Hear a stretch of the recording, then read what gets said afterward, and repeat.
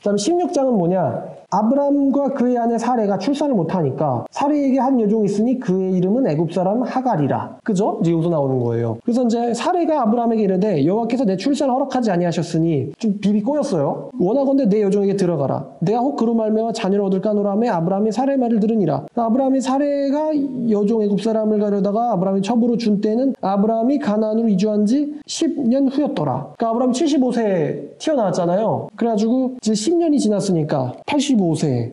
자, 아브람이 하갈과 동침하였더니 하갈이 임신함에 자기가 임신했음을 알고는 여주인 사레를 멸시한지라. 하갈이 아들을 낳는데 아브람이 몇 살이냐? 16절 보니까 16절 86세. 아까는 여기 그 아브람이 가나안 땅에 거주한 지 10년이라고 나왔는데 왜 마지막 절에 86이 됐을까? 임신 기간이 있어가지고. 임신 기간이 10개월이니까 아브라함이 85세에 하갈을 받고 86세에 이스마엘을 낳습니다. 그래서 이제 셈 족속과 애굽의 피가 합쳐진 사람이 바로 이스마엘이에요. 이스마엘. 그래가지고 이스마엘이 이름에 뜻이 있어요. 이 이스마엘은 11절에 여호와의 사자가 그에게 이르되 네가 임신하였은즉 아들을 낳으리니 그의 이름을 이스마엘이라 하라. 근데 잠깐만 9절에 보니까 여호와의 사자가 하갈에게 이르되 네 여주인에게로 돌아가서 그 수하에 복종해라. 지금 하갈이 계속 잘못을 해요. 첫 번째 임신했다고 여주인 멸시했어요. 두 번째 도망 나왔잖아요. 잘못했어요. 두 번 잘못했죠. 주인을 버려 도망갔다. 그러니까 이제 여호와의 사자가 돌아가서 복종해라. 돌아가서 사레랑 같이 있어라. 그러면서 아들의 이름을 이스마엘이라고 하라. 그러면서 여호와께서 너의 고통을 들어주셨다. 이렇게 위로까지 해주셨어요. 자, 근데 이제 이스마엘이 지 엄마한테 잘못된 걸 보고 배워가지고 여주인을 멸시하는 방법 이런 걸 배운 거지. 주인을 멸시하는 법 이런 걸 배운 거예요. 자기 엄마한테 13년 동안. 자, 그래서 이스마엘이라는 이름이 뭐냐면은 하나님께서는 들으신다라는 뜻이에요. 하나님이 들으신다. 그래서 이게 샤마 플러스 엘의 합성어예요. 샤마 플러스 엘. 근데 이 샤마에서 변형돼서 뭐가 있냐면 쉐마가 나온 거예요. 쉐마 이스라엘. 그럼 뭐예요? 이스라엘아 들어라. 쉐마 이스라엘. 그래서 이게 쉐마 이스라엘이 이게 신명기에 또 있는 내용이지만 자, 창세기 3장 잠깐만 보고 갈게요. 창세기 3장 8절에 자, 걔네들이 그날 바람이 불매 동산에 거니시는 여호와 하나님의 소리를 듣고 이게 또 여기서 샤마예요, 이게. 그 다음에 신명기 6장 4절 모세가 이제 두 번째 말씀 바로 신명기 주실 때 이스라엘 백성들한테 그 유명한 이스라엘아 들으라 6장 4절 이스라엘아 들으라 우리 여호와는 오직 유일한 여호와시니 너는 마음을 다하고 여호와를 사랑해라. 이거 쉐마 이스라엘 이게 이제 여기서 들어라 이스라엘아 이 유명한 말. 그래서 여기서 쉐마가 샤마고 샤마에서 엘과 붙어서 하나님이 들으신다 이스마엘이 나온 거예요. 그 이름이. 자, 그리고 또 여기서 보니까 하나님이 17장에 아브라함의 이름을 계명을 해주십니다. 4절 보라 내 언약이 너와 함께 있으니 너는 여러 민족의 아버지가 될지라 이제후로는 네 이름을 아브람이라 하지 않고 아브라함이라 하리니 그러니까 세 글자에서 네 글자로 늘려주세요. 이는 내가 너를 여러 민족의 아버지가 되게 하려 함이라 라고 그랬는데 자, 그럼 16장은 이스마엘 스토리 그 다음에 17장은 할례 언약이에요. 할례 언약. 그럼 기억하기 쉬운 거는 15가 아브라함의 언약이라고 그랬잖아요. 그리고 한 장 건너뛰어가지고 17장이 또 언약 이야기 나와요. 또 언약 이야기. 17장이 또 언약 이야기. 이때가 몇 살이냐면 아브라함이 99세예요. 그럼 아브라함이 86에 이스마엘 낳았으니까 99세면 이스마엘 몇 살? 이스마엘 13살. 그러면 이제 아브라함이 몇 살에 이삭을 낳아요? 100살에 이삭 낳았죠? 그때 이스마엘 몇 살? 14살. 이스마엘이 이삭을 괴롭히기 좋겠지? 하여튼 17장 언약의 표징 할례. 너는 완전해라. 내 앞에서. 그래서 이제 할례 언약을 세웁니다. 자, 내가 너에게 영원한 땅을 주겠다. 영원한 땅을 줄 것이다. 라는 것에 대한 표징. 영어로 하니까 이게 사인이에요. 사인. 이 사인으로서 표징으로서 이 할례를 주세요. 11절에 나오죠. 포피를 베어라. 이것이 나와 너희 사이의 언약의 표징이다. 자손들이 다 살 만큼의 그 부동산이니까 한 몇 천억은 지금 약속받은 것 같거든요. 몇 천억, 몇 조 원. 그만큼 약속받고는 하나님이 가져가겠다고 한 게 할례란 말이지. 어떻게 보면 할만하거든. 그래서 99세에 아브라함이 할례를 받았습니다. 이스마엘은 몇 세 받았을까? 13세에 받았죠. 할례를. 자, 그래서 27절이 정말 끔찍한 구절입니다. 그 집의 모든 남자 곧 그 집에서 태어난 자와 돈으로 산 이방 사람들에게서 나온 종들이며 할 것 없이 다 그와 함께 할례를 받았대요. 근데 갓난아기 때 이 할례를 받는다는 거는 참으로 큰 축복입니다. 왜냐하면 다 크고 나서 받으면요. 이제 여기까지만 할게요. 제가 이 27절을 보면서 참 슬펐어요. 이거 보면서 27절. 18장은 또 뭐냐? 이 하나님께서 천사 2명을 데리고 아브라함에게 나타나십니다. 세 사람이 보여요. 나타나세요. 그래가지고 아브라함이 하나님인 걸 알아보고는 어떻게 해? 영적으로 알아봤나? 그래서 당장 사라를 시켜가지고 이제 사례는 이제 자기 종들이 있으니까 자기가 직접은 안 했겠죠.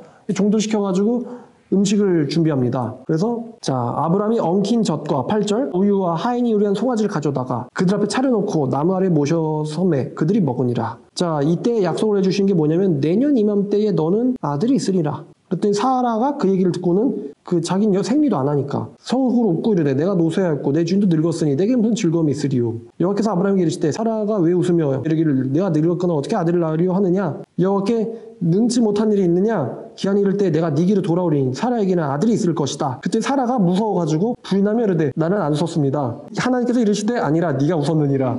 되게 쓸데없는 대사. 웃었지. 아니야 너.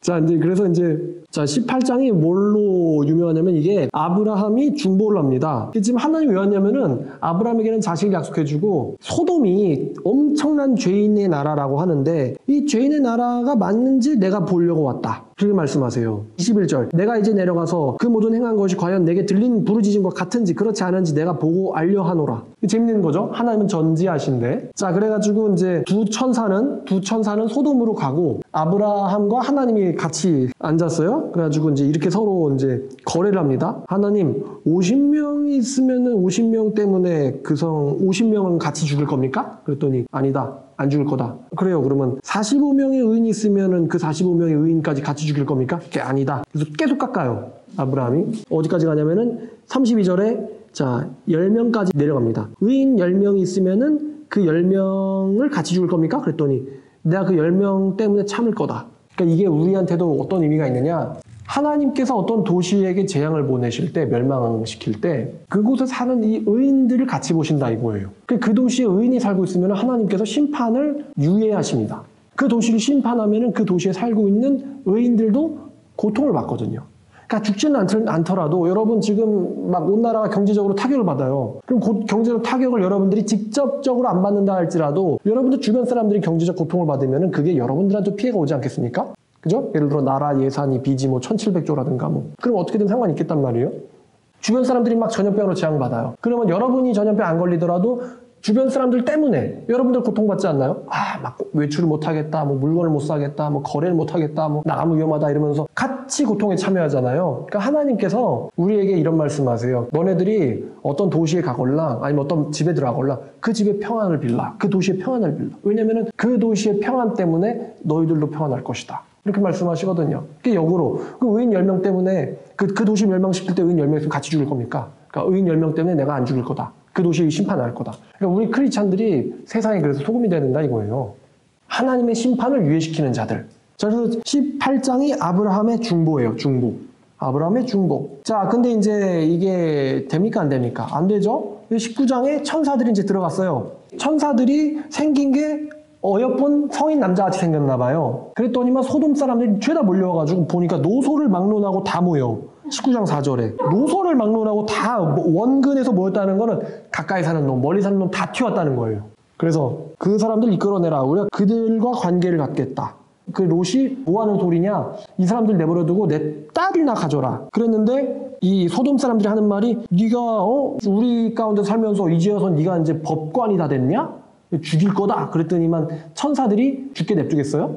그래가지고 그 사람들이 눈을 어둡게 합니다. 그래서 밤새 이제 문짝을 찾아요. 한마디로 현행범으로 걸린 거지. 그 도시 사람들이 천사한테. 그래가지고 천사가 쓸어버리겠다. 그러니까 이제 롯이 아이고 멀리는 못 가겠으니까 소돔 근처에 있는 소알로 가겠습니다. 그래? 그러면 내가 소알은 심판은 안 하겠다. 그래서 이제 자 21절 그가 그에게 이르되 내가 이 일에도 네 소원을 들었은즉 네가 말하는 그 성읍은 멸하지 않겠다. 그래서 글로 도망가라. 그래서 거기를 소알이라고 했습니다. 자 롯이 소알에 들어가는 때에 해가 솟았습니다. 그러니까 얘는 밤새 도망간 거예요. 롯과 그의 아내와 그 다음에 그의 두 딸이 밤새 도망을 갔는데 이제 롯의 아내는 뒤를 돌아보았으므로 그러니까 이제 눈이 있는 곳에 마음도 있다 그랬잖아요. 그래가지고 아이고 이래가지고 뒤를 돌아보았으므로 죽었어요.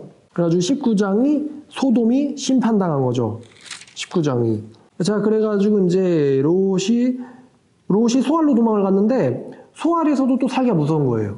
저 사람 소돔 출신이래. 야, 다 죽었는데 쟤네만 살아나왔대. 야, 쟤네가 무슨 화를 불러일으키는 거 아니야? 그러니까 롯이 소알에서도 살기가 무서운 거예요.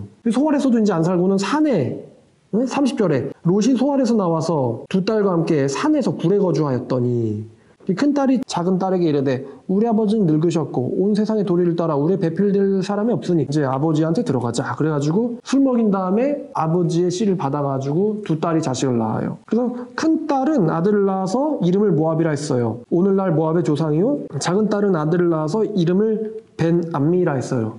벤암미라 했으니 오늘날 암몬 자손의 조상이었더라. 아브라함도 봤어요. 아브라함이 소돔 쪽을 봤더니만 28절에 온기가마의 연기같이 치솟음을 보았더라. 그러니까 의인 10명 있었다는 거 없었다는 거예요. 없었다는 거죠. 솔직히 구원받은 사람 롯과 두 딸밖에 없었죠. 아내는 죽었고 아내는 우상숭배에서 죽은 거예요. 네 가지 밭에서. 이 사람 가시밭이지.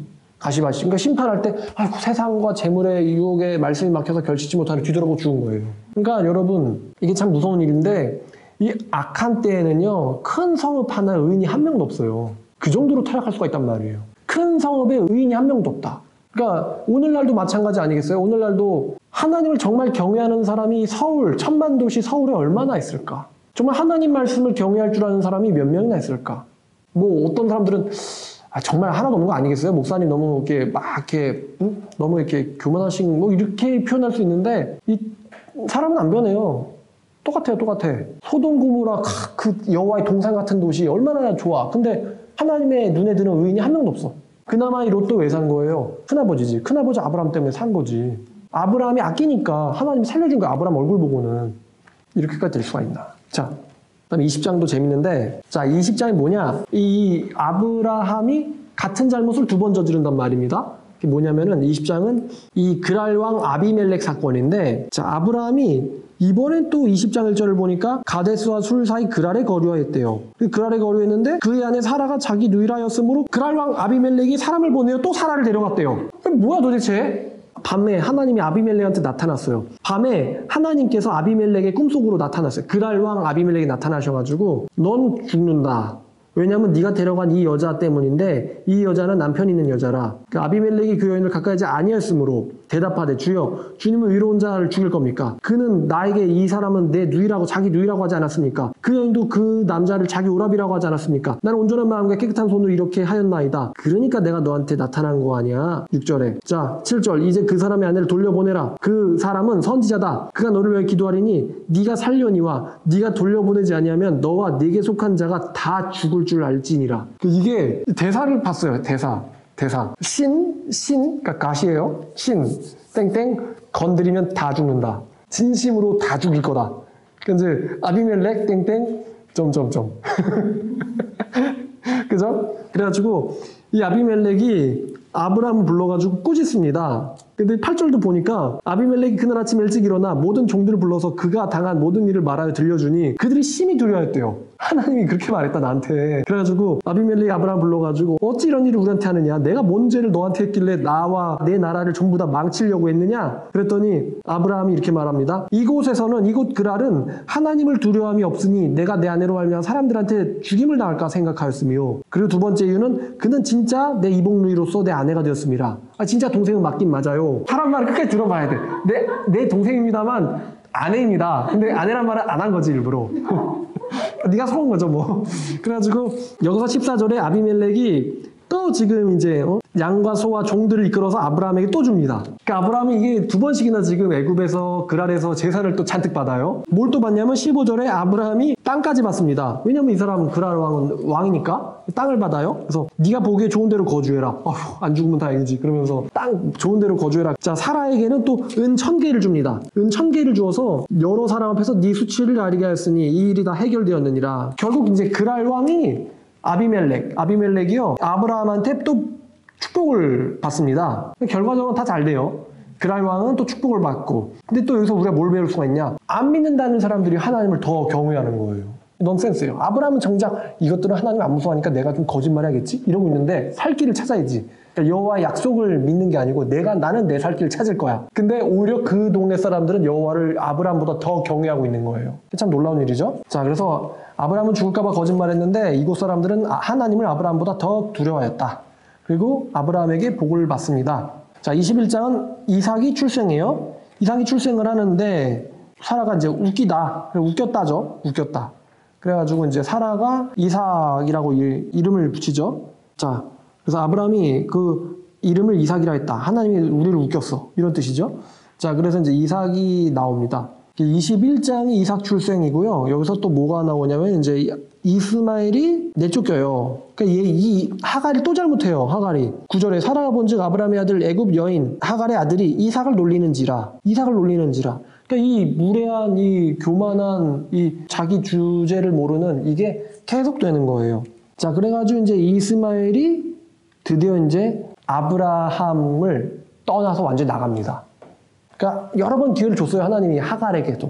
근데 하갈이 결국 끝까지 회개는 안 해요. 끝까지 회개 안 해요. 그래가지고 떨어져 나갑니다. 사실 언약 백성에서 떨어져 나간 거죠. 같이 있었으면 좋았을 텐데. 자, 그래가지고 이제 자, 여기까지 21장까지가 이 이스마엘이 아브라함에게서부터 찢어져 나가는 일이에요. 오늘 여기까지만 하겠습니다. 그리고 다음번에는 22장부터 할게요. 자.